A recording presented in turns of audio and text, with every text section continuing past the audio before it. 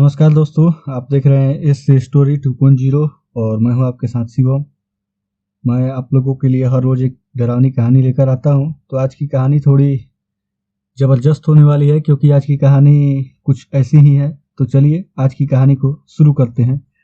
कहानी को शुरू करें उससे पहले आपसे रिक्वेस्ट है कि आपने हमारे चैनल को सब्सक्राइब नहीं किया है तो कर लीजिए और बेल आइकन को प्रेस करके ऑल पर उसे सेट कर दीजिए ताकि आपको मैं जब भी कोई वीडियो अपलोड करूं तो आपको नोटिफिकेशन मिल जाए और सबसे पहले आप उस वीडियो को देख सकें। तो चलिए कहानी की ओर बढ़ते हैं। आप अपने दोनों कानों में ईयरफोन या हेडफोन का प्रयोग करें जिससे आपको मेरी आवाज़ स्पष्ट रूप से सुनाई दे। कहानी का शीर्षक है बड़ी हवेली 3, खोपड़ी का कहर। डायरी पढ़ते पढ़ते कब सुबह हो गई तनु को इस बात का पता ही नहीं चला। सुबह उसकी पलकें भारी हो जाने के कारण उसे नींद आ जाती है। सपने में उसकी आंखों के सामने उस डायरी की कहानी के दृश्य चलते हैं। तभी शहनाज वहां पहुंचकर खिड़कियों पर टंगे पर्दों को सरकाती है। गुड मॉर्निंग नवाब साहब, शहनाज जोर से कहती है। तनवीर तनवीर यानी तन्नू की नींद खुलती है। ओह तुम थोड़ी देर और सोने दो ना प्लीज, तन्नू शहनाज से कहता है। आज मोती झील जाने का प्लान बनाया था, भूल गया क्या? तुमने मेरे छोटे भाई हैदर को कानपुर घुमाने का वादा किया था और वह डाइनिंग टेबल पर ब्रेकफास्ट किए तुम्हारा इंतजार कर रहा है। शहनाज अपनी बातें पूरी करती है। मुझे 10 मिनट और दे दो, मैं तैयार होकर आता हूँ। तन्नू के कहते ही सीधे बाथरूम की ओर फ्रेश होने चला जाता है।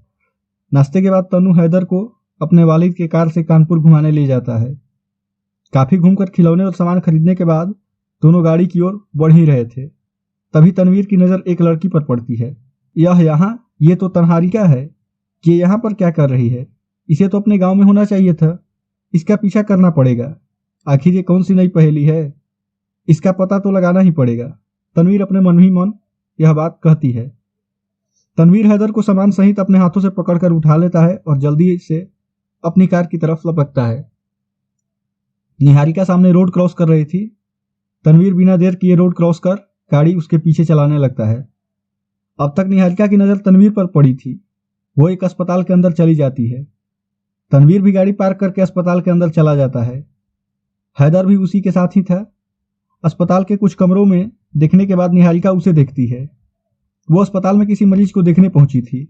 तनवीर को अपने आमने सामने देखकर पहले तो वह थोड़ा चौंक जाती है, फिर बाद में तनवीर को अपने ओर आने का इशारा करती है और वह कॉरिडोर की तरफ चल पड़ती है। तन्नू अपने साथ हैदर को लेकर पीछे चल देता है। बाहर जाकर निहारिका उसे बताती है कि उसके पिता जो अंदर बेहोश पड़े हैं, नैनीताल के फार्म हाउस में देखभाल किया करते थे। वह तनवीर को यह बात बताती है कि उसे झूठ बोलकर तनवीर के यहाँ नौकरानी का काम करना पड़ा क्योंकि उसकी वजह तो कमांडर का कटा हुआ सिर है। तनवीर उसे सारी बातें विस्तार से बताने को कहता है।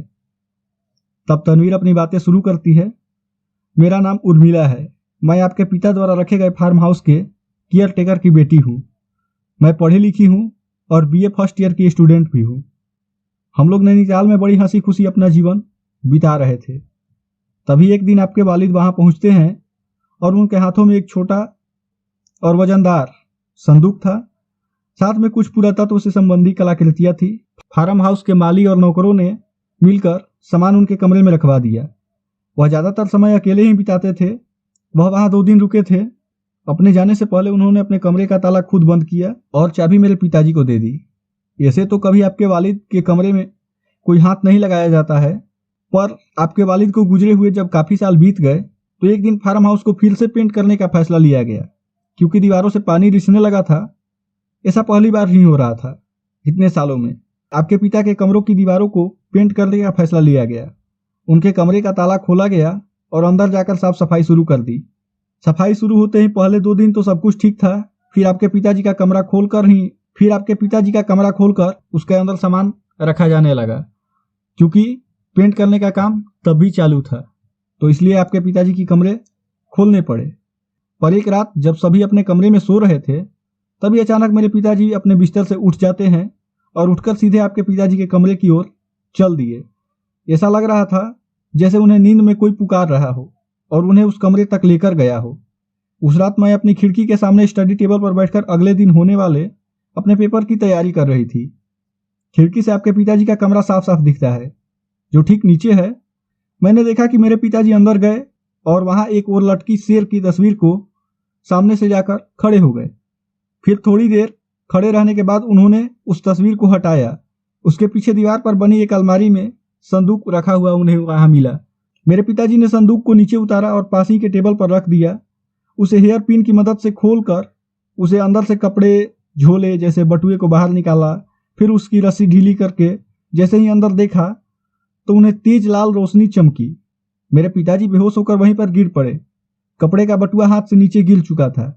मैं भागते हुए उस कमरे में पहुंची तो मैंने देखा कि उस बटुए के अंदर का सामान बाहर नहीं निकला था, लेकिन रोशनी उसमें फिर भी जल रही थी। अपने पिताजी को उठाने जैसे ही मैं आगे बढ़ी तो इतने में एक आवाज सुनाई पड़ी, in the name of the queen. आखिर कमांडर ब्रॉडशॉ रौडी जाग ही गया।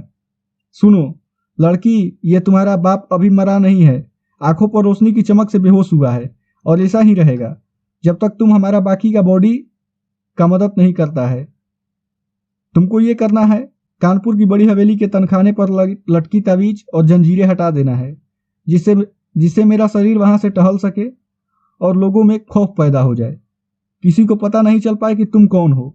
वहां तुम्हें रहना पड़ेगा। फिर जो तुम देखोगी या सुनोगी हम यहाँ संदूक में देखेंगे और सुनेंगे। अगर कोई होशियारी दिखाई तो तुम्हारा बाप अब भी मेरे ही कब्जे में है। जब चाहूं मैं इसकी जान ले सकता हूं।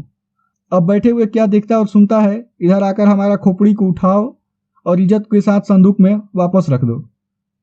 पहले तो मैं डर गई थी, पर हिम्मत उसकी बातों को सुनकर थोड़ी सी मिली। ऐसा लगा वो जो भी है मुझे नुकसान नहीं पहुंचाएगा।